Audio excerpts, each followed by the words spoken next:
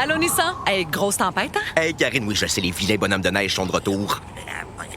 Mais avec le Nissan Rogue à traction intégrale, c'est pas stressant. Exact, il est conçu et testé pour nos hivers. Oh, Karine, il y a un bonhomme dans le Rogue.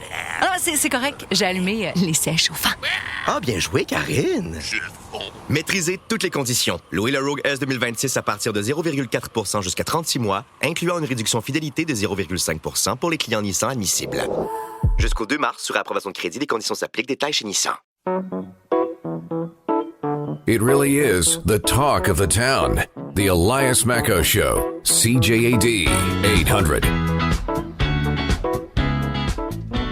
Coming up on the program, by the way, at the end of the hour, we'll do our daily medical checkup with Dr. Christopher Labos. If you have any medical questions about COVID-19, you can send us a text message at 514-800. For now, let's check in on business as businesses opening up their doors here in Quebec on this May 25th as we go with our gradual reopening of the province. And how are businesses coping with today, and how are they handling all the new safety measures? With more on this, Charles Bari joins me on the line, General Manager at Spinelli in Pointe Claire. Hi, Charles.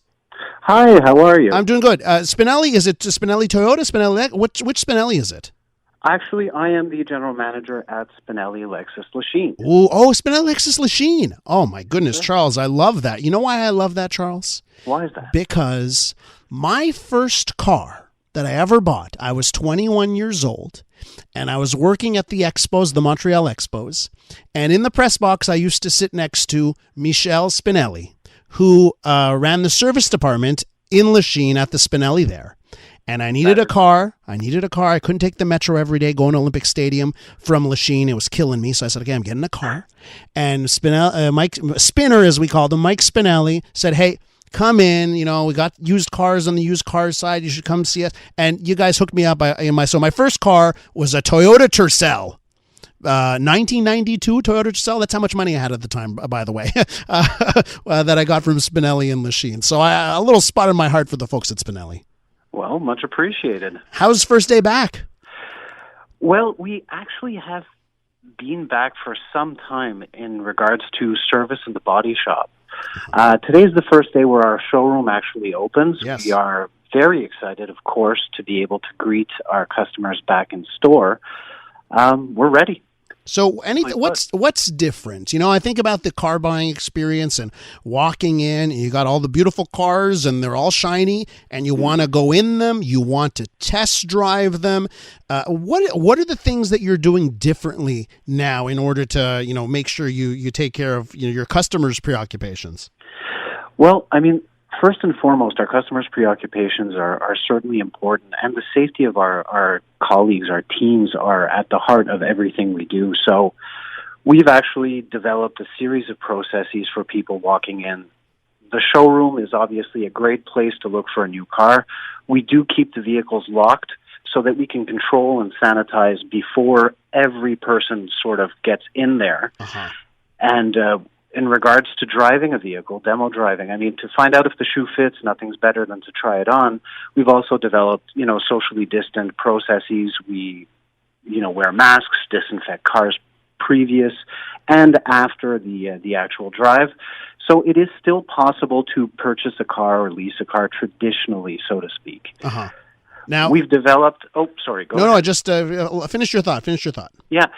Now, the flip side of the coin is we've also developed many, many ways of doing business that do not require a dealership visit. So we're open to do virtual consultations by Skype, WhatsApp, Zoom, visiting you at home or the office.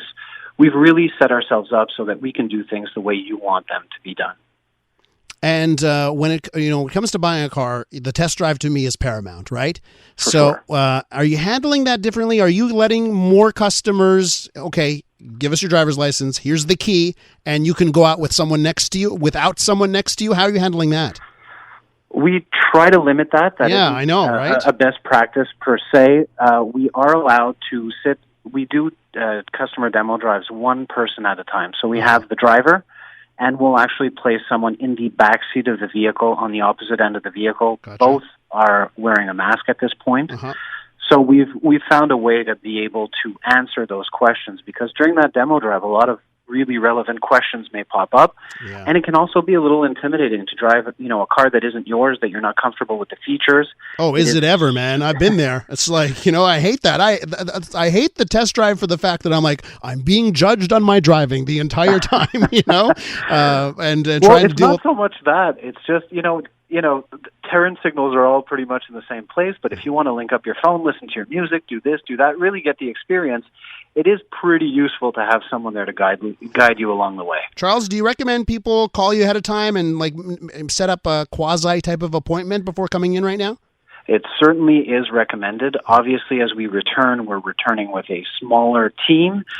Just to make sure that we're available, it's always best to have an appointment, but we are absolutely happy to greet anyone that wants to join us. And have you seen pent-up demand? Have people been contacting you, emailing you guys, say, hey, I want to get in there? And how has business been today? If you can give us an indication over, 2 hours that you've been open, if not even. Well, the good news is the internet's been pretty active for the last couple of months. We've received a significant amount of requests. I mean, less so than usual, perhaps 30% less, but people are still looking or asking questions about acquiring a new vehicle. This morning, we have seen a spike in demand, so to speak. A lot of people have sort of raised interest and wanted to book an appointment for today, tomorrow, or Wednesday. Mm-hmm. So it's pretty exciting. Have you sold a car online? Have you done that in the last couple of months? Like somebody Absolutely. Really, huh? Absolutely. We've done a whole bunch of that. I mean, with today's tools, right, it's very, very easy for us to appraise your car without you coming in, to share our screens, go through product demonstrations through FaceTime and Skype and WhatsApp and Zoom and all the other platforms out there. And then we deliver the car right to your door. Well, we've done a whole bunch of that. Well, Charles, on this program, before the pandemic, every day at 10:30, we would deal with issues surrounding traffic and commutes and cars and public transit. And, we do stories about the industry and what's selling and what's hot. So let's try and get, for our listeners, you're back to the normalcy of opening up today. For our listeners, let's do one question that's like normalcy question, as if the pandemic wasn't happening. What's hot nowadays? What do people want to buy? What are the types of cars that customers are buying right now? I have to say, small SUVs have the norm in Quebec. That's what people are looking after. I mean, they drive like cars at this point. They're a little more spacious, higher off the ground, comfortable. That seems to be the go-to, has been for some time. Charles Bari is general manager at Spinelli in Lachine. And Charles, thank you so much. Great location, by the way, you got there in Lachine. Beautiful facility. Yeah, nice spot. Charles, thanks so much for coming on the show, and best of luck on the first day back here.